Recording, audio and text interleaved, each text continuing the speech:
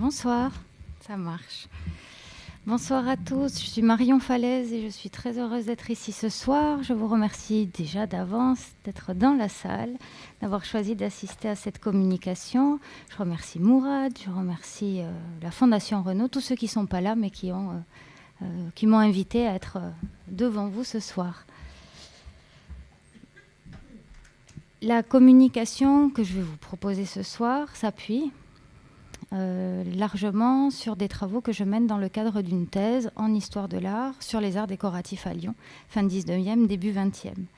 Et c'est dans ce cadre-là que la figure de Tony Garnier s'est imposée à un moment pour la question des arts décoratifs, du décor, de l'ornement plus largement.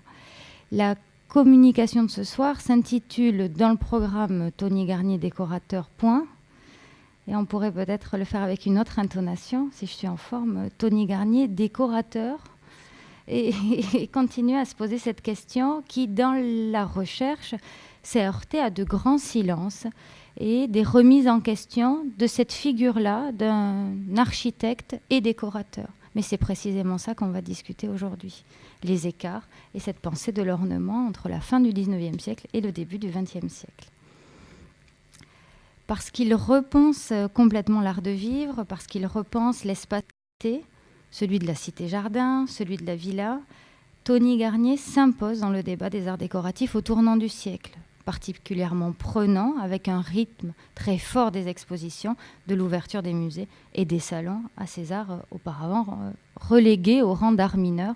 On va véritablement voir un essor des arts décoratifs au sens large.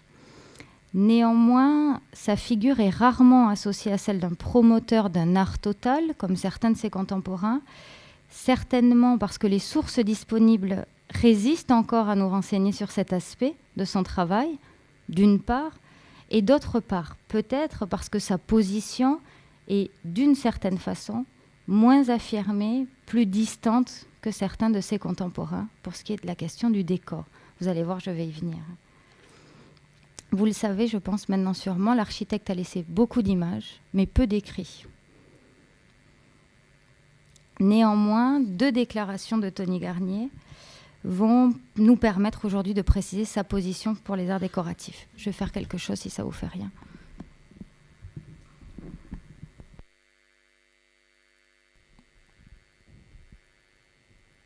Ça vous ira?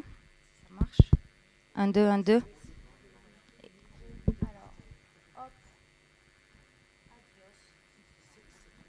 Et comme ça marchait mieux, parce que j'avais du mal, vous avez vu, à lire et à vous regarder en même temps. Je vous disais, peu d'écrits, mais 2 déclarations. Quelques années d'intervalle, une rapportée par une source tierce et la première ici qui vient de lui. Nous ne sommes pas en mesure de dater la première déclaration avec certitude. Les propos de Tony Garnier ont été rapportés par son élève Pierre Bourdex. Et il dit: toutes les architectures dites de style comportent une ornementation. Cette ornementation n'est qu'une mode et ne répond à aucun besoin. Elle a cependant régi et ordonné chaque architecture à chaque époque. Pour être vraie, toujours, une architecture doit n'avoir besoin d'aucun ornement et se suffire à elle-même. Cette condamnation sans appel de l'Art nouveau, de 1900, implique aussi que les éléments décoratifs n'ont pas à être ajoutés ou surrajoutés à l'architecture. On n'a pas besoin d'identifier un style par l'ornement qu'on ajoute dessus, mais pour Tony Garnier, que l'ornement est une partie déjà constituante de l'architecture. La seconde formule, je vous rassure, est la plus connue. Elle est tirée de son introduction à la cité industrielle et du chapitre construction. Il nous dit: notons d'ailleurs que si notre structure reste simple, sans ornement, sans moulure, nue partout, nous pouvons ensuite disposer des arts décoratifs sous toutes leurs formes et que chaque objet d'art conservera son expression d'autant plus nette et pure qu'il sera totalement indépendant de la construction. Cette dernière affirmation, celle qui a été le plus souvent reprise, a donné lieu à des interprétations parfois contradictoires. Lisez-vous là une condamnation simple et pure de l'ornement ou des arts décoratifs? Est-ce que l'ornement disparaît tout à fait? ou est-ce qu'il leur en fait une place nouvelle? Ce parti pris décoratif, celui de la cité industrielle, celui qui régira ses constructions par la suite, il y demeurera fidèle. Il demeure fidèle à un dispositif architectural très épuré, avec des verticales, des horizontales, un dispositif qui sert à la présentation des arts décoratifs. Ce principe, il l'applique dans les villas, en particulier dans le dessin des cheminées et des nombreuses sellettes que l'on retrouve tant à l'intérieur qu'à l'extérieur. C'est ce que nous aborderons en premier dans cette communication. La façade du pavillon de Lyon et de Saint-Étienne à l'exposition internationale des arts décoratifs, que nous étudierons ensuite, répond à cette même volonté. Les villas, comme le pavillon de l'exposition de 25, seront nos objets d'étude privilégiés aujourd'hui. Enfin, ajoutons pour cette introduction que l'architecte est au cœur d'un réseau d'artistes décorateurs, parmi lesquels les céramistes Léon Brunard et Paul Beyer, un ferronnier du nom de Charles Piguet, le dinandier célèbre de la Croix-Rousse Claudius Linossier, ou les sculpteurs Jean Larrivé, Georges Salandre, qui sont tous associés en 1925 pour l'exposition internationale et que l'on retrouvera, avec peut-être plus d'entrain encore, à Lyon, au Salon de l'art décoratif moderne. Ces artistes qui collaborent ponctuellement depuis les années 1910 vont nous permettre de tisser, de suivre des itinéraires qui vont nous renseigner à la fois sur la position de l'architecte et sur la dimension collaborative des arts du décor. On commence donc avec les villas, un Tony Garnier avant 1920. À l'écran, 2 images, 2 projets, des villas en bordure du parc de la Tête d'Or, datés autour de 1900, où vous pouvez observer 2 sensibilités décoratives qui coexistent. La première, à l'écran, croise historicisme et mobilier bon marché en bois courbé, alors que la seconde renonce déjà à cette charge ornementale pour privilégier le dessin des lignes architecturales. C'est précisément à travers la seconde esthétique qu'on reconnaîtra bientôt Tony Garnier et qu'il s'exprimera dans l'aménagement des villas de Saint-Rambert. Des images des villas, rue de la Mignonne, sont rapidement publiées par l'architecte lui-même dans la cité industrielle. Ici, vous avez à l'écran un cliché qu'il envoie à son ami au musée Bouchard. Donc c'est lui-même qui s'est mis en scène et c'est les seules fois où vous le verrez incarner l'architecture puisqu'il est installé, vous le voyez, au bord là de la cheminée. Un certain nombre de planches montrent d'autres vues photographiques, à la fois des patios, intérieurs et extérieurs des villas, ainsi que des dessins montrant des vues plus rapprochées sur du petit mobilier et un agencement décoratif, sculptures et quelques dinanderies qui sont encore présentées. Par la suite, on retrouvera de nombreuses photos des villas dans plusieurs revues d'architecture nationale, comme l'Architecte, l'Architecture ou Jardin et Cottage. On est respectivement en 24, 25 et 26 pour une grande diffusion de son travail. Et bientôt, et peut-être plus étonnamment, diffusé dans la presse étrangère, comme vous le voyez à l'écran, avec l'article de Howard Robertson, intitulé The Home of a Great French Architect, qui date de 1927. Robertson est un architecte et théoricien britannique qui va s'intéresser à l'aménagement intérieur de la villa de Tony Garnier, donc la première, rue de la Mignonne. Dans l'article, il loue la modernité de l'ensemble, tant du point de vue du plan que du choix du mobilier. Si l'article que vous voyez là placé en tête correspond en réalité à la villa Gros et non à la villa de l'architecte, lui s'est trompé, mais vous ne vous trompez plus. Il retient tout de même des choix judicieux, parce que Garnier a placé ses meubles dans le prolongement de l'architecture. Ils sont aux dimensions réduites, ils sont en retrait, et ils parviennent à donner un caractère spacieux aux espaces. Comme la plupart de ses contemporains, Garnier revisite le rôle des arts décoratifs et la place du mobilier. À une différence près simplement, il ne se tourne ni vers les meubles en bois précieux, les meubles en bois d'exportation qui sont le propre de l'art déco, ni même vers les nouveaux matériaux. Robertson y notait dans ce même article. Chez Garnier, les lignes sont sévères, et c'est là la critique, ça ressemble à du mobilier médicalisé. C'est parce qu'il préfère employer des pièces simples et à bas prix. quand il en emploie. Parce que vous allez voir que ce sont des dispositifs très épurés. En réalité, la plupart du mobilier utilisé par Garnier est directement associé à l'architecture elle-même, comme les banquettes, les lits, on y reviendra. La simplicité de ce dispositif ornemental est avant tout liée à l'emploi de son matériau de prédilection, le béton armé et le ciment armé.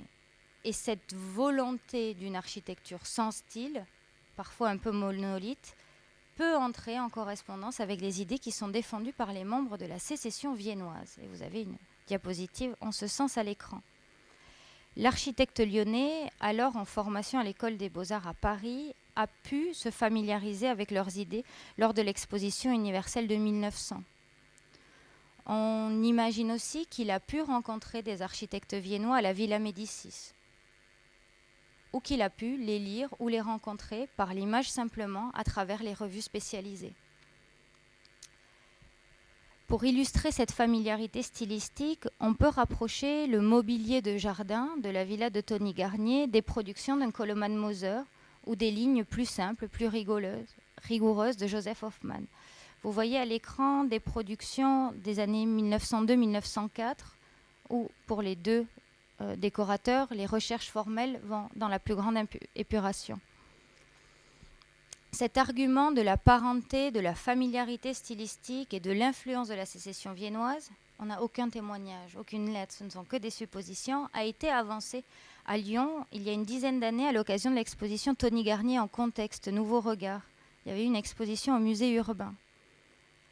S'appuyant sur des recherches qui n'ont à ce jour jamais été publiées, menées par Chantal Bartolini-Deriaz, Pierre Vess et Dominique Bertin insistaient aussi dans le catalogue L'Esprit d'un siècle, ça vous dit quelque chose, Lyon, autour de 1914, en disant, je cite, « Plusieurs auteurs ont mentionné certaines analogies entre les maisons projetées pour la cité industrielle et certains projets d'architectes viennois dans les premières années du siècle, à quoi il convient d'ajouter la parenté stylistique profonde entre la décoration intérieure de la villa de l'architecte à Saint-Rambert et les productions de la Wiener Werkstätte. Parenté stylistique et logique constructive. Si l'on regarde de plus près les ensembles imaginés par Émile Hoppe, que vous voyez ici à l'écran, l'élève d'Otto Wagner, avec cette fontaine en béton réalisée pour la Kunstschule de 1900. Un rapprochement ici avec un projet de bâtiment d'hydrothérapie de Garnier, où vous retrouvez à la fois la logique structurale du béton et un motif ornemental. Puisqu'en effet, cette marque des ateliers viennois peut être aussi facilement identifiable dans l'unique motif, vous me dites si vous avez besoin de temps, hein, on peut faire comme ça, dans l'unique motif décoratif employé par Garnier, le damier. Des damiers en petits carreaux de céramique qui viennent ponctuellement souligner les lignes architecturales. On les retrouve sur les pilastres de l'atrium de la Villa Gros, dans la cour intérieure également. On les retrouve sur des sellettes indépendantes qui servent à disposer des petites figures. Ici, vous avez l'atrium de la Villa Gros, dessin qui est conservé au musée des Beaux-Arts de Lyon, ou encore sur des sellettes. Sur cette diapositive, rapprochement à la fois de clichés photographiques du fond sylvestre, de dessins de Garnier et de pièces passées en vente ou en haut, conservées au musée des Beaux-Arts de Lyon. Nous avons rapproché cette sellette que vous voyez ici, qui était conservée dans les réserves et qui a été présentée, et qui est toujours au musée urbain pour l'exposition en ce moment, des dessins de Tony Garnier. Cette sellette, elle est entrée au musée des Beaux-Arts de Lyon à la réception du fonds d'atelier de Claudius Linossier, qui avait l'habitude, comme vous le voyez juste en dessous, de vendre ses pièces avec socle. Dans les mentions que l'on trouve pour ces socles, on les attribue le plus souvent à André Sornet, un autre meublier, ensemblier lyonnais, mais on pourrait faire la supposition qu'il s'agirait d'un Francisque Chalessin, et c'est tout à fait dans le même répertoire iconographique. Mais on va y revenir, il faudra présenter Chalessin. Si le motif est très présent dans les dessins de l'architecte, qui sont souvent plus tardifs, ils ne sont que rarement réellement mis en œuvre dans ces villas, sauf à la Villa Gros. On voit par exemple ici le coin de cheminée dans la chambre à coucher de Tony Garnier, qui dans sa version réalisée n'emploie pas le motif à damier que l'on peut voir là sur les dessins. Les grands décorateurs parisiens, à la même époque, sont eux aussi largement stimulés par les recherches des artistes viennois. Nous pensons aux ensembles imaginés pour le Salon Martine de Paul Poiret ou chez Louis Sou au château de la Fougeray à Bruxelles. Dans ces cas, si l'on estime parfois que ce mobilier prend des allures de mobilier de jardin, on ne renonce pas à un sentiment de luxe, à un choix de riches matériaux, aux impressions d'ensemble chaleureuses, associant mobilier et textile. Car s'il y a peut-être un point sur lequel les dispositions prises par Garnier dans ses villas se détachent de l'influence viennoise, c'est précisément ce goût pour les matériaux nobles, de grand luxe, pour les essences précieuses, pour le recours à de riches tissus d'ameublement. En regard, Olbrich ici, une chambre à coucher, et puis la chambre à coucher de l'architecte, monolithe avec un lit en béton, très peu d'éléments décoratifs, très peu d'éléments ici surajoutés. À y regarder encore de plus près, on a parfois du mal à voir dans les clichés de sa villa un sentiment d'ensemble pour la décoration intérieure. On a même du mal à y voir un manifeste d'un style qui est le propre des ateliers viennois. Cet écart invite à l'associer à des recherches plutôt sur les nouveaux matériaux. Ces nouveaux matériaux qui sont adaptés dans les années 1910 à l'habitation moderne ou à l'habitation en beau marché. À l'occasion de l'exposition internationale urbaine de Lyon en 1914, pour laquelle Tony Garnier est l'architecte en chef, dans les archives municipales, on peut trouver une liste d'invités. Et on a une meilleure idée de l'entourage et des personnes qu'il est censé inviter à la manifestation. Il y a des peintres, il y a des sculpteurs, et à peine quelques noms pour les décorateurs. Voilà peut-être un indice sur son intérêt pour le décor. Néanmoins, sur la liste des décorateurs invités figurent ses amis lyonnais. Francisque Chalessin, Léon Brunard, Louis Bardet, Armand Caillat, Sarrasin, Nico, des professeurs d'ornement, d'art décoratif à l'école des Beaux-Arts ou ses proches. Lors de cette exposition, 2 grandes sections sont consacrées à l'habitation. Des sections qui vont être proportionnellement beaucoup plus importantes que celles qui sont réservées aux arts décoratifs. Et vous avez des images ici à l'écran. Pour les arts décoratifs, il y a les Gobelins, il y a Sèvres, il y a bien Louis Sou, Maurice Dufresne. Mais l'espace qui leur est réservé est beaucoup plus confiné que les sections qui sont consacrées à l'habitation moderne et au mobilier, où l'intérêt en 1914 était de montrer de nouvelles applications liées aux préoccupations hygiénistes, des revêtements lavables, bon marché, des matériaux artificiels, peu coûteux. Si on se replonge dans le paragraphe habitation de la cité industrielle, Tony Garnier y précise bien 3 aspects importants qui vont toucher l'aménagement intérieur. Premier, vous me suivez toujours, ça va ? Bon. Pour l'habitation, les chambres à lit doivent avoir au moins une fenêtre au sud, assez grande pour donner de la lumière dans toute la pièce et laisser entrer largement les rayons du soleil. Les cours et les courettes, c'est-à-dire les espaces clos de murs servant pour éclairer ou aérer, sont prohibés. Tout espace, si petit soit-il, doit être éclairé et ventilé par l'extérieur. À l'intérieur des habitations, les murs, les sols sont de matière lisse, avec leurs angles de rencontre arrondis. C'est peut-être pour ça que le décor chez lui n'est jamais surajouté, mais qu'il émanerait peut-être de l'architecture elle-même. Cette approche permet d'entamer une réflexion sur les matériaux même qu'il a mis en œuvre. En effet, Garnier n'emploie que le parquet hygiénique, dit sans joint, dit lithoxyle, qu'il pouvait avoir place Carnot. Les murs sont peints, les surfaces sont lisses, et aux rares pièces de mobilier s'ajoutent des éléments moulés qui forment déjà le dispositif intérieur. Dans la même logique constructive, le béton de l'extérieur va servir à l'intérieur. Rappelons simplement, dans ce rapprochement de 2 clichés, que les villas de l'architecte sont contemporaines des productions d'un Francis Jourdain. Vous voyez à l'écran ces meubles interchangeables. Un concepteur de mobilier qui va surprendre au salon de 1913 avec des meubles d'une grande simplicité.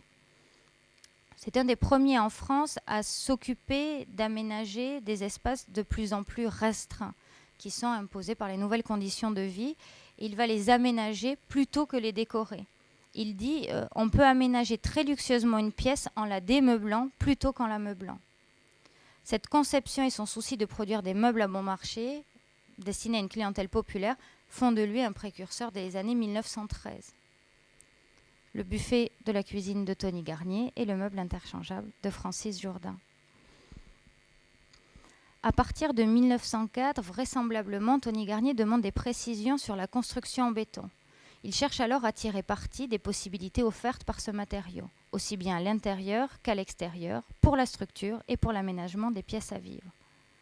Dans les villas de la rue de la Mignonne, des gradins, des pilastres, des niches, des sellettes, obtenus par moulage et par coffrage, forment le décor et dépendent le plus souvent de la structure.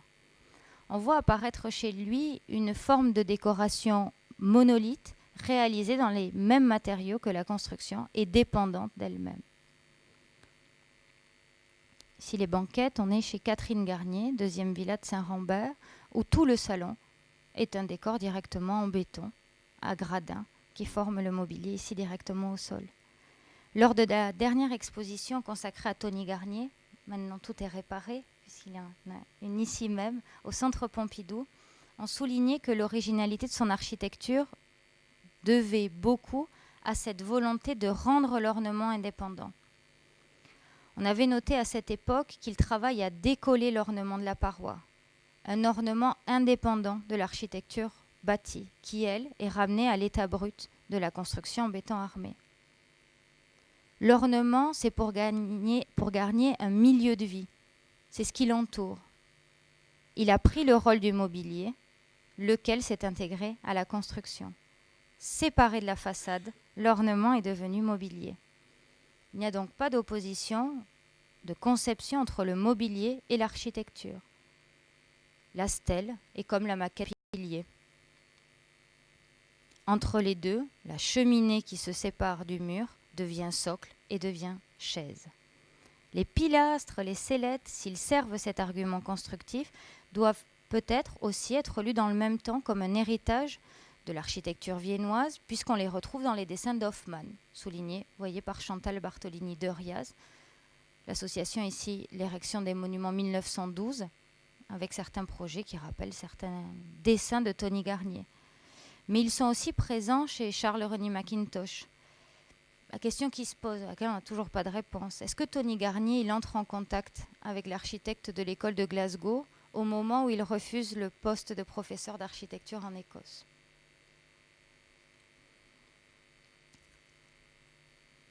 D'autres illustrations tirées de la cité industrielle. Je me permets de revenir à Pierre Bourdex, cité dans l'introduction, qui écrivait encore en 1931. Il posait Tony Garnier en précurseur parce que Tony Garnier, je cite, l'un des premiers, sinon le premier, à appliquer le béton armé à la menuiserie et très ingénieusement à l'ameublement. Pour le mobilier, c'est peut-être pas tout à fait vrai. Dans le domaine des beaux-arts, il faut attendre les années 1930 pour voir des meubles exposés en béton. Mais pendant les premières décennies du XXe siècle, les revues Mobilier et décoration, Art et décoration ne mentionnent jamais l'ameublement en béton. C'est parce qu'il faut se tourner vers d'autres sources et d'autres corps de métier. Parce qu'en réalité, au milieu du XIXe siècle, cette fois, le mobilier en béton est très répandu et on en trouve en très grand nombre. Mais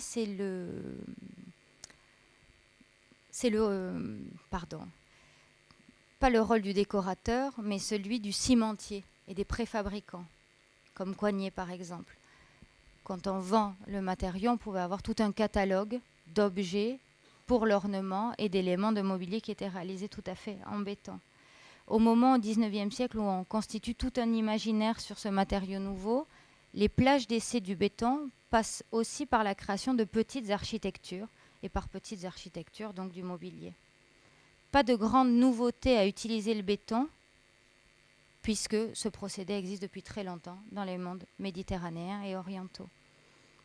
Dans les dispositifs qu'il imagine, toujours dans les villas, Rares sont les éléments qui sont tout à fait indépendants de l'architecture, à l'exception peut-être de ces tables qui reviennent souvent à pieds rondins, qu'on retrouve dans l'atrium, dans la cuisine.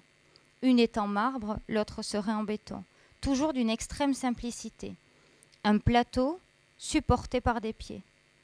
Si le reste du mobilier est défini par l'architecture, conçu dans l'épaisseur de la structure, comme une émanation de celle-ci, quand il est indépendant même de l'architecture, il reste soumis aux lois de celle-ci. Qu'est-ce que vous voyez là si ce n'est pas une architecture? Deux pieds, une colonne, un plateau, des colonnes, un toit terrasse, volume assemblé sous la lumière.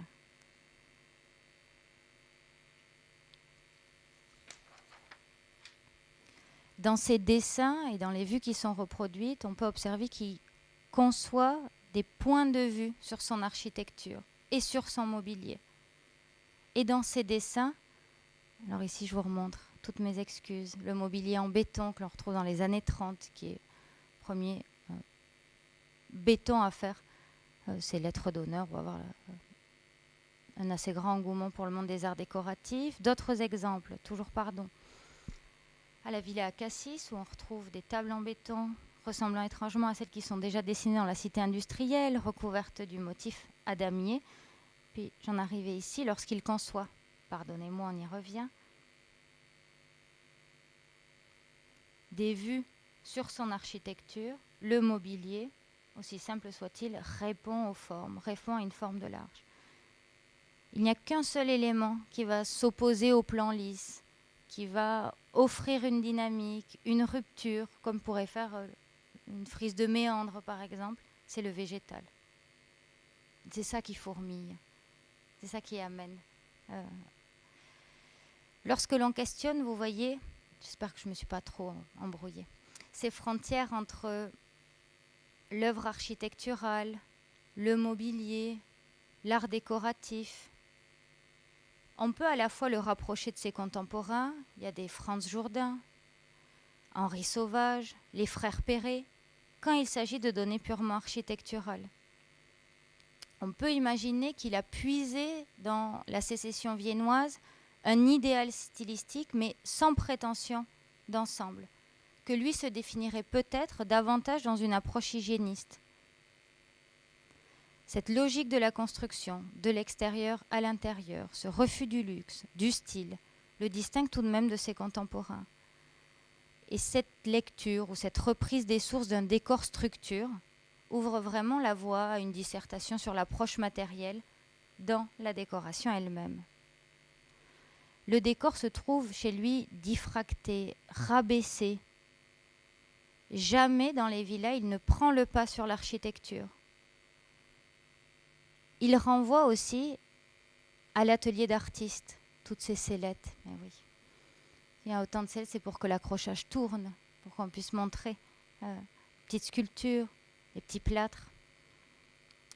Cette manière de disposer les arts décoratifs a été d'abord rapprochée, et à très juste titre, et je pense à Gérard Bruyère, à des mises en scène muséographiques, à la manière dont on présente dans un musée. Un parti pris qui renverse la hiérarchie des genres dans le sens où elle valorise l'objet décoratif pour lui-même et par lui-même. Ce rejet du décor, ça a souvent été mentionné, vient soutenir chez Garnier le mythe d'une Grèce idéale. L'intérieur de sa villa et des autres villas rue Saint-Rambert soutiennent un hellénisme art déco, comme une longue méditation sur l'Antiquité, qui sont souvent réveillées par des peintures au ton chaud, dans son patio par exemple, qui rappellent les villas pompéiennes. À titre d'exemple, on me rappelait que cet intérieur de Tony Garnier est tout à fait différent de celui de Perret par exemple, qui avait un intérieur très bourgeois dans son décor et dans son mobilier. À l'écran, vue de l'atelier de Tony Garnier, j'arrive avec la maison de céramiste. Victoire de Samothrace, moulage antique, vase en cuivre inspiré des formes grecques, posé sur des socles, céramique rouge, chapiteaux corinthiens, que des motifs antiques. Alors que les travaux de la troisième villa, celle de Mademoiselle Bachelard, s'achèvent, alors qu'il va livrer les plans pour l'exposition internationale de 1925 et qu'il prépare lui-même son exposition de dessin au musée des arts décoratifs, Tony Garnier imagine un patio pour une maison de céramiste. Son dessin évoque d'emblée la villa de Catherine Garnier, son épouse, qui exerçait en tant que potière, dont l'activité est restée le plus souvent confidentielle. La plupart des architectures ou des dispositifs imaginés par Garnier, tant pour les salons des expositions que dans l'intimité, sont rythmés par les vases de sa compagne. Dans l'arrangement de cet atelier idéal que vous voyez à l'écran, il conjugue, une fois encore, une architecture nue, au volume strict et lisible, à la poésie des formes antiques, avec ses vases aux silhouettes fantaisistes.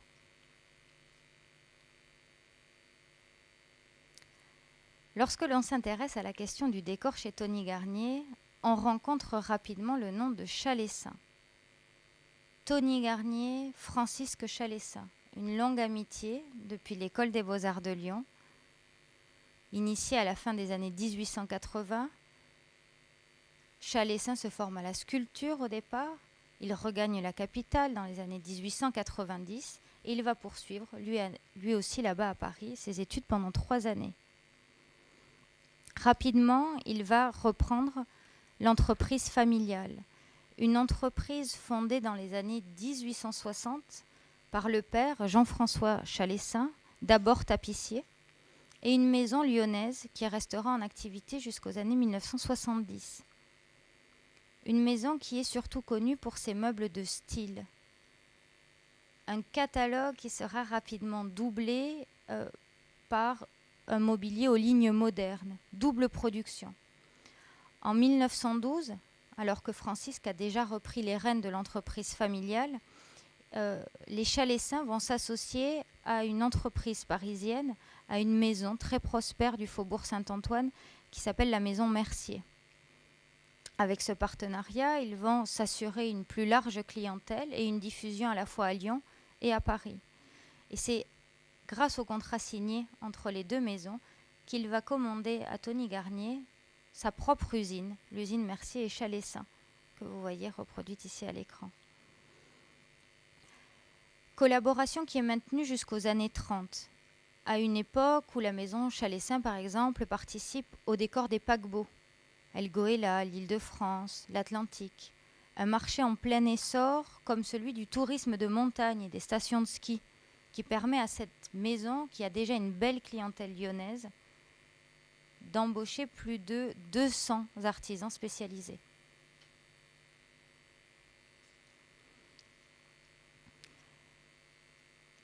C'était Louis Piessa, dans la biographie qu'il consacrait à Tony Garnier, qui avait émis l'hypothèse, qui a été ensuite reprise maintes fois, que dans les années 1910, c'est Chalessin qui a dessiné le mobilier pour la villa de l'architecte. Moi, je vous demande quel mobilier, parce qu'il y en a très peu, mais aucune pièce est restée et c'est très difficile de soutenir. Il ne fait aucun doute de la proximité entre les deux hommes. Et aucun doute non plus que leur amitié et leur itinéraire respectif va nous renseigner sur le contexte artistique lyonnais. Mais il n'est pas évident d'affirmer que leur familiarité et que leurs intérêts respectifs aient donné naissance à un mobilier ou un décor original. Je vous l'ai dit, la maison, on la connaît surtout, alors j'ai mis des productions plus tardives, pour des copies de style. Et ce n'est qu'à partir des années 20-30 que l'on va voir éclore un mobilier aux lignes plus modernes, précisément quand Francisque Chalessin emploie son gendre, un autre Lyonnais qui s'appelle André Ducarrois.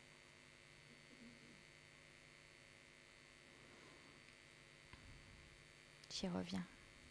Il y a un écart entre la production Chalessin et les pièces de la villa qu'on serait tenté de lui attribuer. On sait néanmoins que chez lui, il y a un goût pour l'Empire, un goût pour ses formes plus sévères, et que les petits sièges curules que vous avez vus en entrée pourraient sortir de l'usine Chalessin.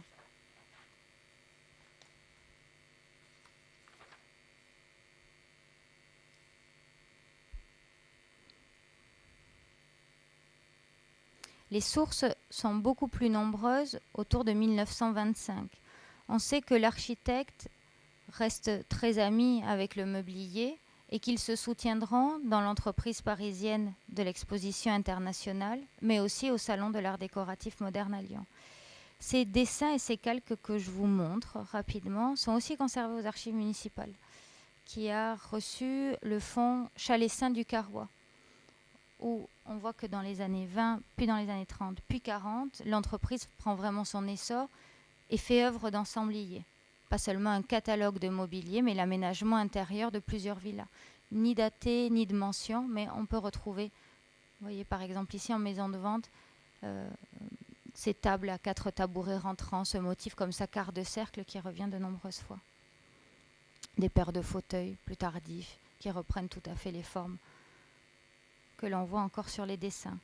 En 1927, néanmoins, cet ensemble bon marché, toujours de Chalessin au Salon de l'art décoratif moderne, montre que les préoccupations du meublier peuvent rejoindre celles de Tony Garnier, puisqu'il présente le premier à Lyon des meubles tubulaires. D'autres ensembles de la maison Chalessin, on est en 1921, vous voyez, ce sont des ensembles de style très marqués. Des lignes qui sont le plus souvent empruntées à Paul Folleau, il admire beaucoup. Un rapprochement entre certains sièges curules, vous voyez ici, et un détail de la photographie, encore chez Garnier. Dans les années 1920, les salons, les expositions, la dynamique même des musées est marquée par la volonté de promouvoir les arts décoratifs. Un débat qui est national, avec une fabrication en série et les moyens de l'industrie, on pose les nouveaux arguments d'un art utile. Un art en masse en opposition à un objet unique, de grand luxe. Et c'est ce paradoxe-là qui est illustré par le style art déco. À Lyon, plusieurs initiatives se dessinent. Des collaborations pour les grands chantiers urbains, l'ouverture de salons spécialisés et la création de revues dédiées. Dans ce milieu des années 20, un noyau d'artistes décorateurs se démarque et représente la ville de Lyon aux différentes manifestations, tant nationales qu'internationales. Tony Garnier participe à cette émulation. Et si poser ses rapports au décor permettait de tâtonner, d'offrir des tâtonnements sur cette pensée de l'ornement, sur cette suppression, à un moment où l'ornement devenait un crime, ça nous invite aussi à évaluer sa position au milieu de ses contemporains, les peintres, les sculpteurs et les décorateurs, qui sont ses collaborateurs. Si dans les villas, c'est plutôt un décor total, avec les expositions et les salons, il apparaît davantage comme un scénographe, celui qui va mettre en scène, et il va se révéler au cœur de ses sociabilités artistiques. 1925, il conçoit le pavillon de Lyon et de Saint-Étienne que vous voyez à l'écran. Véritable écrin pour la présentation des soieries, l'édifice est en fer et en plâtre, destiné à être détruit, et il déploie une longue façade autour d'une coupole qui sert de hall central. Fidèle au vocabulaire architectural qu'il développe depuis la première décennie du siècle, les volumes sont rapidement lisibles. Il refuse presque tout ornement, mais donne un rythme à la façade grâce à un jeu de niches et de sellettes qui supportent des grands vases. Le pavillon fait généralement bonne impression à la presse, qui le classe tout de même dans la catégorie construction massive, archaïsme brutal. Des rapports entre les masses qui sont mus par une logique abstraite et la suppression de toute saillie, de toute corniche, qui place tout de même Tony Garnier parmi les grands architectes. Pour l'aménagement extérieur et intérieur, il s'entoure de plusieurs collaborateurs. Céramistes et sculpteurs sont chargés de faire des fontaines en ciment moulé et de réaliser les vases que vous voyez encore à l'écran qui ornent la façade. Parmi eux, on connaît un certain Léon Brunard, un céramiste habitué des salons lyonnais qui travaille aussi bien le grès que les émaux. Des motifs essentiellement floraux, mais aussi des effets de matière dans cette redite du japonisme et des effets d'émaux sur l'émail. Au-dessus de la porte centrale que je vous montrais avant, un bas-relief aux armes du Rhône et de la Loire qui est signé par Jean Larrivé. Même sculpteur qui va signer la fontaine placée dans le hall central du pavillon. Sculpteur, professeur à l'école des Beaux-Arts qui a beaucoup collaboré avec Tony Garnier. Et on doit encore signaler une autre fontaine, celle de Georges Sand, où un homme et une femme se chuchotent à l'oreille. C'est un raté, vous le trouverez ici. Une fois poussées les grilles du pavillon, vous voyez encore à l'entrée, qui sont l'œuvre de Charles Piguet. Charles Piguet, on le connaît à Lyon pour le chantier de la Villa Weitz, par exemple, avec Ruhlmann, aujourd'hui l'Instituto Cervantes, qui a beaucoup travaillé avec Michel Rouspis davantage. Ni galerie, ni catalogue, un ferronnier installé à son compte depuis 1918, mais une large application de ces grilles. Imposte, cache-radiateur, luminaire, autres éléments en fer forgé. Ici, une grille en 4 motifs, avec à chaque fois les blasons régionaux qui sont placés dans la partie supérieure. Dans la disposition générale du pavillon, une large place est réservée aux soirées lyonnaises et la présentation de celle-ci a été réalisée par Rouspitz. De l'autre côté, on présentait du mobilier. Pour la présentation, vous voyez des soirées. Il a proposé de très grandes vitrines séparées par de très imposantes colonnes à fût cannelé et un dispositif de présentation étagé par marche, balustrade, fond, de manière à ce qu'on puisse voir ce qu'il y a derrière. Pour citer un dernier collaborateur de Tony Garnier, on peut penser à Claudius Linossier. Dans la catégorie des créateurs de petits objets, c'est peut-être le décorateur, dinandier, peintre sur métal, orfèvre, sculpteur. Lui, il se définissait peintre sur métal, qui a connu la plus grande renommée. Il est présent à plusieurs endroits. Au pavillon de 25, il est présent avec les Lyonnais. Il est présent au pavillon de l'ambassade française. Il est présent à l'hôtel du collectionneur. Il est présent au Grand Palais. Puisque très tôt, sans jamais bouger de la Croix-Rousse, il a su obtenir des vitrines parisiennes, à la fois aux expositions, mais au salon des artistes décorateurs, ce qui lui assurait déjà une assez large renommée. Vous voyez à l'écran le vase type ovoïde de 3 ans un peu plus tardif, ce qu'il pouvait présenter en 1925. Et juste à côté, ce petit carton, c'est sa documentation personnelle. Chacune de ces pièces était photographiée par Hélène, sa femme et lui-même, et datée, ce qui permet d'avoir un répertoire complet sur l'œuvre de ce dinandier qui compte des centaines de pièces. Quand il produisait le plus, 200 pièces sortaient de son atelier par an, avec un seul apprenti. Donc c'est une dynamique très différente de Chalessin, mais tout ça participe au même décor intérieur. J'avance encore un peu. Après cette exposition de 1925, pour laquelle on s'était préparé sur les bancs du Salon d'automne, qui rencontre un grand succès, qui est largement relayé par la presse, si dans certaines chronologies, on se dit que 1925, c'était le point d'orgue, mais déjà un peu la chute de l'art déco, à Lyon, ça donne l'énergie pour un nouveau souffle et ça va se concrétiser par la création de nouveaux organes de diffusion pour les arts décoratifs et la création d'un salon particulier. Ça s'appelle le Salon de l'art décoratif moderne de Lyon. L'expérience est brève parce qu'il n'y a que 3 années, de 27 à 29. Brève mais éloquente, puisqu'elle montre bien un nouveau mobilier tourné vers cette vie moderne. L'initiative ne revient pas à Tony Garnier, mais à Marius Audin, fondateur de la Maison des Deux Collines, à Ferdinand Fargeot, à qui l'on doit notamment la mosaïque de la Bourse du Travail à Lyon, ainsi qu'à Pierre Renaud, un imprimeur, un décorateur, un architecte, commissaire principal qui vont réunir ces décorateurs. Tony Garnier est toujours présent dans ce mouvement-là, puisqu'il fait partie du comité d'organisation et qu'il est toujours associé à Francisque Chalessin. Rapidement, et dès la première édition, il joue le rôle de scénographe. Vous voyez ici le jardin qu'il a imaginé. Ce dispositif-là rappelle ce qu'on a vu, à la fois l'influence viennoise, son pilastre.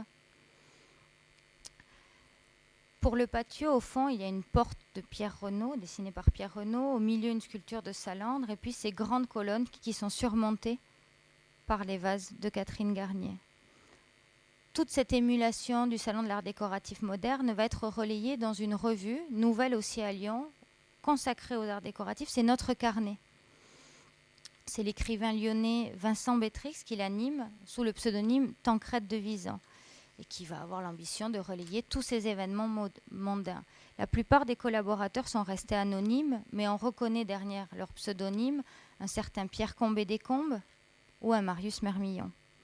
Chacun va dresser les comptes rendus de ces salons et le thème de la place des arts décoratifs revient souvent. La revue va précisément faire paraître un petit reportage sur la 2e édition du Salon de l'art décoratif moderne, 1928 donc. Dans un article, on va pouvoir lire une critique assez sévère du patio dessiné par Tony Garnier. Je vous lis. Beaucoup de mal à en dire, bien que son auteur ne manque certes pas du génie architectural. Au centre de ce patio gît un monument dont nulle imagination ne peut arriver à déterminer la fin. Est-ce funéraire ? Il semblerait vaguement. Mais que viendrait faire ici une telle préoccupation d'un archaïsme désuet, muet, lourd, désert, impersonnel ? Alors qu'un patio doit être avant tout foréen, c'est-à-dire intime et chantant à la fois. Deuxièmement, la statuaire est d'une renversante hideur. Regardons ces femmes. Nous avons le regret de ne pas donner à M. Tony Garnier toute notre admiration, précisément à cause de ce matérialisme aigu qui fait un peu trop considérer l'homme comme un numéro à la cellule sociale, un forçat inconnu, prisonnier du monde, matérialisme qui ne lui autorise jamais ces logis qui sont gracieux et reposants. Cette déclaration condamne d'une part le dépouillement de l'ensemble, mais également les nus féminins, les nymphes de Georges Salandre et de Jeanne Bardet. Il semble quand même important de rappeler le rôle de la sculpture dans la définition des arts décoratifs au temps de Tony Garnier. On a souvent rappelé ces associations avec Jean-Baptiste Larrivée, le compagnonnage avec Vermar, c'est le sujet de la prochaine conférence ici. Mais de la même manière qu'on l'a fait depuis le début, la sculpture repose la question du décor. Lorsque là, on évoque la sculpture, on doit se poser la question pour les arts décoratifs si la sculpture elle est dépendante de l'architecture. C'est là qu'on l'appelle décorative parce qu'elle accompagne les lignes d'un édifice. La sculpture elle est partout présente chez Garnier. La plupart du temps ce sont des moulages d'antiques et elle marque ses principales influences. Pour lui, comme pour le reste, elle ne se caractérise pas dans un rapport de dépendance à l'architecture sous forme de moulures, de bas-reliefs. Mais elle constitue un élément décoratif à part entière, indépendant, opérant spécifiquement. Les environnements qu'il a dessinés, le patio si critiqué, le jardin avec les grandes colonnes, servent précisément à mettre en scène ici les figures. Et les carrières empruntées par Jeanne Bardet, Georges Salandre, Joseph Sapé-Triomphe montrent bien qu'il devait à la fois produire pour l'intérieur des ornements architecturaux et des figures indépendantes. Mais parfois la délimitation entre les deux, elle est bien souvent brouillée. Disant cela, on rejoint les préoccupations qui étaient les nôtres dans l'introduction. C'est finalement un déplacement qu'on a opéré d'une définition de l'ornement qui, dans ses dires, apparaissait tout à fait condamné, qui se déplace vers un mobilier dépendant de l'architecture pour mieux faire la place, suivant un dispositif architectural fait de sellettes et de pilastres, à l'art décoratif à part entière. Toutes ces hésitations ont été alimentées par plusieurs travaux collectifs ici, à la fois aux archives, pour les articles ici dans le catalogue, qui posent la question d'un Tony Garnier décorateur, avec la Fondation Renault et avec le musée urbain Tony Garnier. J'espère que j'aurai su susciter votre intérêt et que cette communication est le propos, une introduction pour aller compléter notre connaissance d'un Tony Garnier décorateur avec la section 1925 dans l'exposition Le maire et l'architecte. Il ne me reste qu'à remercier et renouveler mes remerciements à ceux qui m'accueillent ici et à vous tous pour votre attention. Merci beaucoup.